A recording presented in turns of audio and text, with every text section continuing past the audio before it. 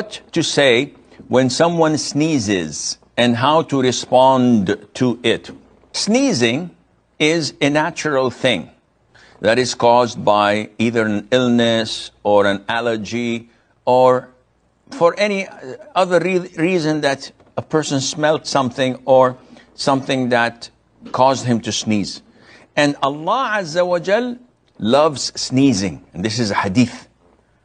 And scholars said, why would Allah Azza wa Jal love sneezing? Scholars say, because sneezing is an act that is followed by a lot of worship. And what do you mean by that? When a person sneezes, it is highly recommended and sunnah for him to say, Alhamdulillah, even if he's praying. So even if I'm praying in congregation and I sneeze and I say, Alhamdulillah, I don't have to audibly say it so everybody hears it, but saying it by itself is okay.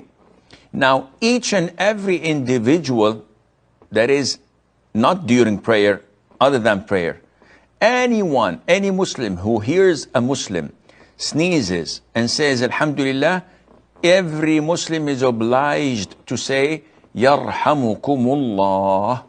This is known as tashmit in Arabic. To say to a person who sneezed and praised Allah, Yarhamukumullah. If a person sneezed and did not say Alhamdulillah, it is not permissible for you to say Yarhamukumullah. This is only a response to someone who sneezed and followed that by saying Alhamdulillah audibly. And once I say to him Yarhamukumullah, the person who sneezed must reply by saying Yahdikumullah wa yuslihu balakum. This is the sunnah, and this is why Allah loves sneezing, because first it relieves you from the tension that you had. It's good for your body. Secondly, because of this exchange of praising Allah and remembering Him. And Allah Azza wa Jalla knows best.